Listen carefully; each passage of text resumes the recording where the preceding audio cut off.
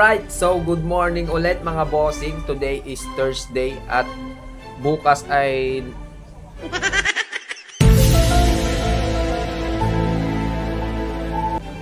Ano ba? Fiesta na ng patay. So, bukas ay sarado tayo. Pero ngayon, susulitin natin ang araw. May gagawin ulit tayong dalawang racing seat. Kaya bago pa tayo multuhin, let's go! At papunta na ako sa aming kusina dahil magtitimpla muna ako ng gatas para pampalakas. At habang nagtitimpla ako, Nata, Kaya na eh. sugot ko dito yung mamanay. Focus mo yun ni maman. Focus mo! ito na yung sinasabi ko sa inyo mga bossing na ang gustong laruan ng aking little Shokoy ay yung mga ganyan-ganyan. Kaya pinagbabawalan ko siya kasi baka mamaya masugat niya yung kamay niya. Kaya mga bata, wag nyo siyang gagayahin. Tas nahihirapan ako sa pagbukbuk ng gatas na yan. Speaking sa nahirapan din ako pagbukas niyan. O, tignan nyo. Pa! Okay na. Recess. A few moments later. Sa wakas at nakapagtimpla rin ng gatas. Pagpunta ko sa aming pwesto ay may ginagawa na itong kulokoy natin. Yung buena mano ba? It means Paldo George. Paldo George kasi may buena mano rin ako. Itong click na Boss niya rami din tayo. Gusto niyo dati lang. Kasi nga tapos mo lang kuya. Bali, ang gagawin nating tabas ay yung parang ginawa natin nung nakaraan. Indusit ang gustong tabas ng ating bossing. Kaya, in-sketch ko na ng may kasamang pagmamahal. Sa gijay kahit kasla, agluto lang Pagkatapos ko nga palang i-sketch, Yan, tatabasan muna natin ng paganito. Tapos mamaya, papakita ko sa inyo kung paano ang gagawin ko para tumapat yung seat cover sa mismong hulma niya. at dahil sa naatcheng ang kulokoy natin ng 2 beses, eto na, nilalagarin na ng ating Shokoy sa harapan tapos sinunod niya sa likod. Tsaka natin siya gra-grinderin. Pero bago tayo mag-umpisang mag-grinder, huwag mong kalilimutang magsuot ng face mask para hindi mo malanghap ang mga foam. So, kung pagkatapos natin grinderin sa bandang taas, ilalapat natin tong seat cover na dala ng ating bossing. Saka natin babakatan yung tapat ng pinagtahian para nang sa ganon, magkaroon tayo ng pattern kung saan natin siya lalagariin. Para pag kinabit natin yung seat cover na dala ng ating bossing, ay nakatapat yung mga pinagtahian sa mismong hulma ng upuan. Pagkatapos mong sukatan sa gitna, ay isusunod naman natin itong bandang harapan niya. Ganon rin ang gagawin natin. Ibabakat natin ulit. Tapos, rin tayo kukuha ng pattern sa mismong pinagtahian sa harap para maging lapat na lapat. Pagkatapos kong sukatan sa bandang harapan, kukunin ko naman ngayon yung parteng gitna ng mismong upuan. Pag nakuha mo na yung mismong gitna ng upuan, isusunod ko naman doon sa parteng gilid. Kasi nga, indusit ang gustong tabas ng ating bossing. So, ang mga indusit ay may tabas sa gilid para magkaroon ng shape. Tatabasan rin natin ng konti doon sa parteng backside niya. Oo, backside. Gilid sa likod o likod sa gilid. Basta yun. Bago pa tayo malito sa backside na yan, tabasan na lang natin para nang sa ganon ay makita na natin ang final result. Magic word! Charown! Sheesh! Napakaangas! Syempre, hindi pwedeng walang seat cover. O yan o, kasama pa buong motor. Sheesh! At dahil sa napasheesh tayo, here's my first schedule for today's video. At habang nagchichikahan ang Shokoy natin at ang customer natin, shout out ko muna ang ating magandang pinsan na si Lina Habitan from Quezon City. Shout out sa'yo, ate.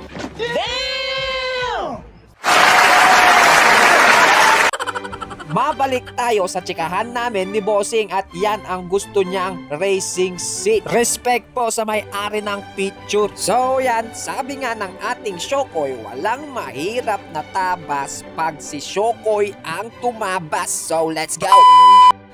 Yan, ito yung naka-schedule ngayon na Raider 150 carb.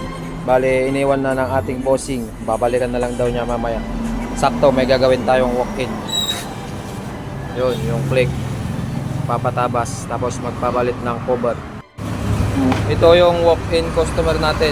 Ang gustong tabas ni boss ay Hindu concept. Tapos ang gagamitin nating cover ay itong sandpaper na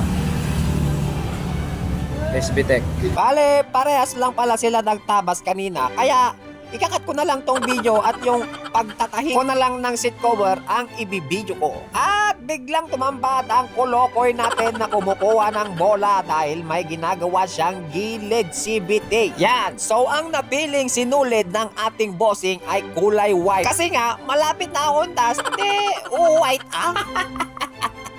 Joke lang po, joke lang. Yun kasi ang gusto ng ating bossing. Pinagbigyan lang po natin. Yan ang kagandahan kung dito ka nagpagawa sa amin. At eto na nga at gumanda na ang upuan ng ating bossing. Sheesh! Apakaangas! Pagkatapos ko pala niyan, may walk-in customer na naman. Paldo dyan! Alright, may pangatlong walk-in tayo. At ang gagawin natin, tatabasan ulit natin. Tatanggalin natin tong mga yan. Yung mga butas-butas na yan. So, go! Bali, ang cover pala ng ating bossing ay saan ba dito? Ito. Itong liha na seat cover na budget meal. A few moments later. Oh, di ba? Kuminis na. Pero bakit yung mukha ko hindi ko mapakinis? Ay, may taker na nga lang tong sandpaper na seat cover na budget meal. Yes, of course. Di kayo nagkakamali. May budget meal na tayong sandpaper seat cover. Presyong pangmasa. Kaya ano pang hinihintay mo? Pasko? Malayo pa yung Pasko. Undas muna. Happy Halloween mga bossing. Oh, this time I love you. Where's my ulam?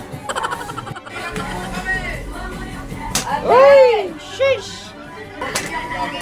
Sit lang. Tingay, bagay. Iniyaw na bangos na may kamatis sa loob. Tapos, yan o.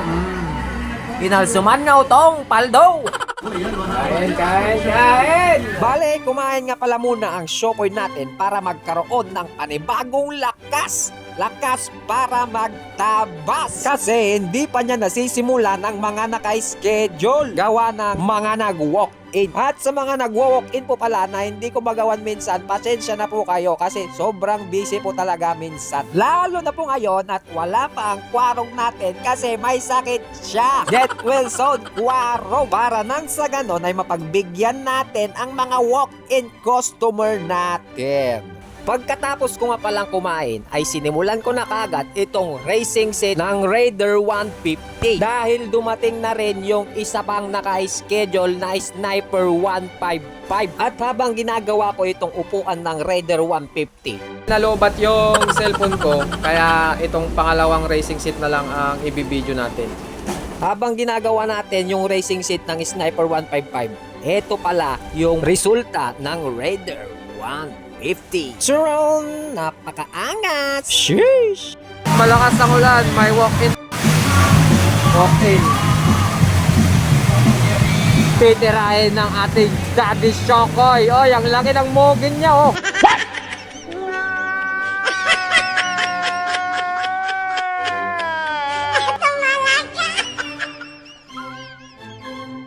Time check, 3:20 na. Pero may humabol pa na customer. May magpapagawa pa ng Indo concept na upuan. Yan, si Little Shokoy, tumutulong na para mabilis. Oh, may mga pants pa siya, oh.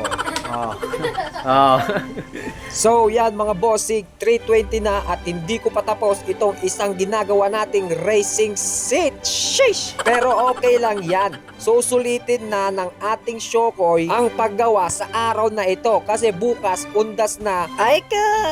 Haya, bes! Mabalik pala tayo sa ating ginagawang racing seat ng Sniper 155. Bale, ang gusto ng ating bossing ay medyo tumaas sa kanyang inuupuan kaya kung mapapansin nyo ay dinagdagan ko sa bandang gitna. Kaya dali-dali ko nang pinalagyan ng secret ingredient sa ating Daddy Shokoy kasi may gagawin pa akong isang into seat na walk walk-in. Sasali kasi ang ating bossing sa bike show na magaganap sa November 2 dyan sa may Ordaneta. Kaya good luck sa'yo, bossing. Sana manalo Habang ka. nilalagyan ng secret ingredient ng ating Daddy Chokoy, gawin na natin yung Indosit.